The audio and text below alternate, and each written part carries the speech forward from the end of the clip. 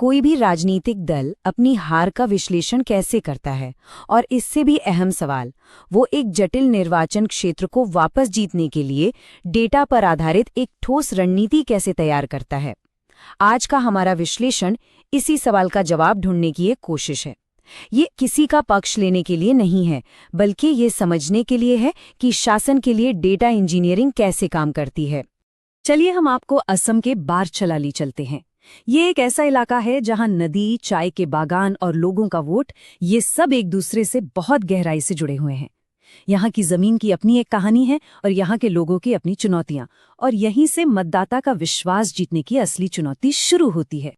ठीक है, तो किसी भी नंबर या चार्ट को देखने से पहले सबसे जरूरी है कि हम जमीन की हकीकत को समझें, लोगों की नब्ज को पहचानें। हमें बारछला के लोगों की रोजमर्रा की जिंदगी और उनकी सबसे बड़ी चिंताओं को समझना होगा, क्योंकि देखिए, राजनीति दिन के आखिर में लोगों के बारे में ही होती है, सिर्फ आंकड़ों के बारे में नहीं। तो चुनावी नजरिए से देखें तो बारछला असम की एक सामान्य यानी कि गैर आरक्षित विधानसभा सीट है। 2021 के आंकड़ों को देखें तो यहाँ लगभग 1,74,000 वोटर्स हैं।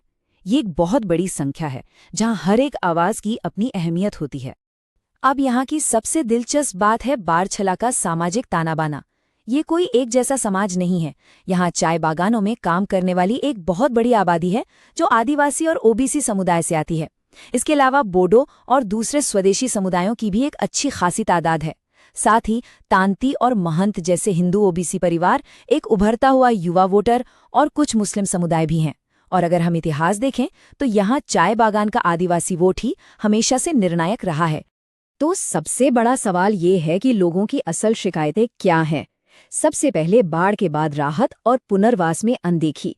दूसरा, चाय बागान के आदिवासी समुदायों के लिए अनुसूचित जनजाति यानी एसटी दर्जे की बहुत पुरानी मांग। फिर कम मजदूरी और खराब रहन सहन, युवाओं के लिए नौकरियों की कमी और टूटी फूटी सड़कें और बिजली पानी की खराब सप्लाई। ये वो मुद्दे हैं जो सीधे सीधे लोगों की जिंदगी पर असर डालते हैं। और ये जो मुद्दे हैं, ये सिर्फ शिकायतें नहीं हैं, ये लोगों की गरिमा से जुड़े हैं। हमारे संविधान का भी यही मूल आधार है कि हर नागरिक को सम्मान से जीने का हक है और अपनी बात रखने की जिम्मेदारी भी। चलिए अब लोगों से आंकड़ों की ओर बढ़ते हैं, क्योंकि चुनावी नतीजे भी एक कहानी कहते हैं, और यहाँ ये एक बहुत बड़े राजनीतिक बदलाव की कहानी है। जरा इस नंबर पर गौर कीजिए। 2021 के चुनाव में बीजेपी को 51.5% वोट मिले। ये एक बहुत बड़ा बहुमत है, जो दिखाता है कि वोटर्स के एक बड़े हिस्से ने उन्हें एक साफ जनादेश दिया है। ये नंबर अपने आप में एक कहानी है कि कैसे एक पार्टी ने इस इलाके में अपनी पकड़ मजबूत कर ली।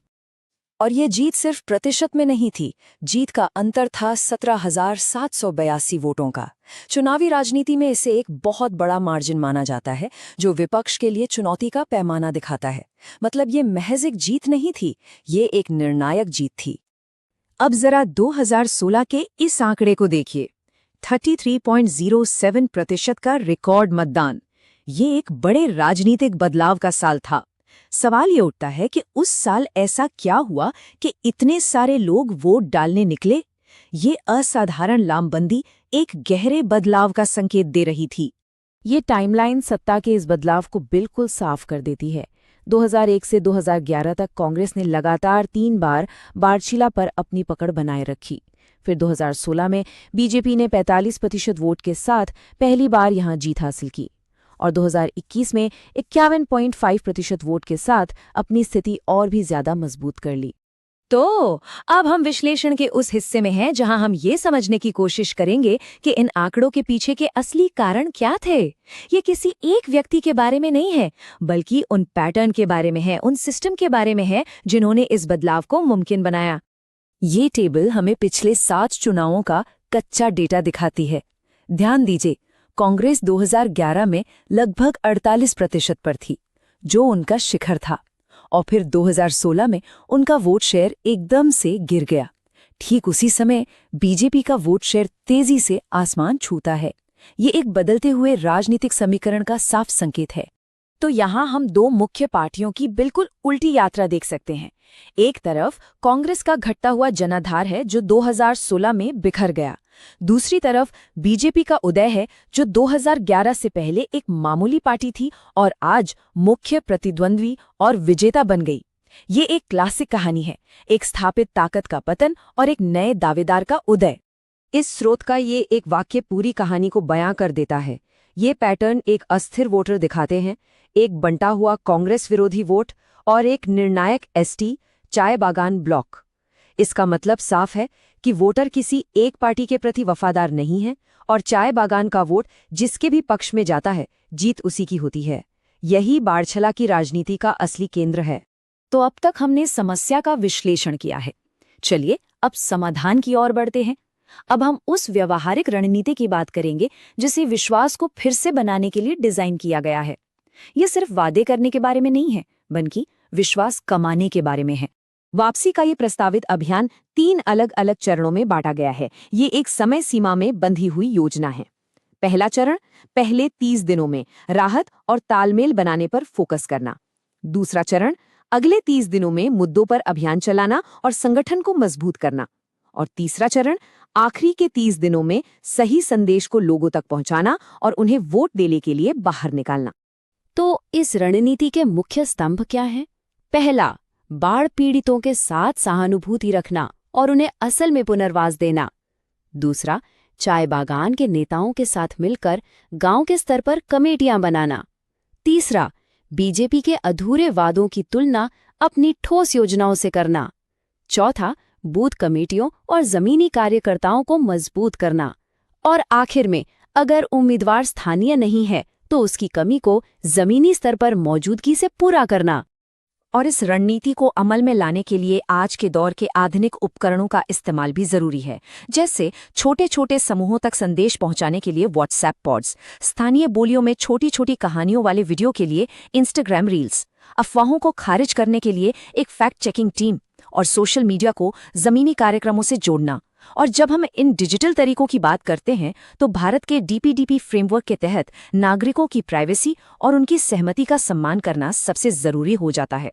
ये सिर्फ कानूनी नहीं बल्कि एक नैतिक जिम्मेदारी भी है। इस पूरे अभियान का मूल मंत्र है अमला वचन अमला कार्य, यानी हमारा वचन हमारा कार्य। ये सिर्फ एक नारा नहीं है, ये एक वादा है। ये वादों से हटकर काम करके दिखाने पर जोर देता है, एक ऐसा बदलाव जिसे वोटर असल में महसूस कर सके। तो अब हम अपने विश्लेषण के आखिर में हैं।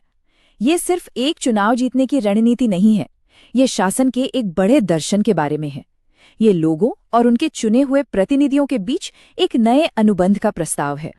तो हम इस एक सवाल के साथ अपनी बात खत्म करते हैं। जानकारी से भरी इस दुनिया में क्या शासन का भविष्य बड़े बड़े वादों पर नहीं बल्कि विश्वास के उन अनगिनत छोटे छोटे कामों पर बना है जिन्हें हम देख सकते हैं, जांच सकते हैं? ये गहरा सवाल है जो हमें राजनीति के इस डेटा आधारित और जन केंद्रित नजरिए के बारे में सोचने पर मजबूर करता है। शासन विश्वास पर चलता है और विश्वास कमाया जाता है, मांगा नहीं जाता।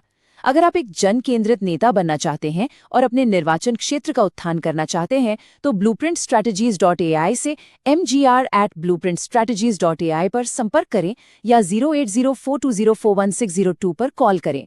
उद्देश्य राजनीति से परे।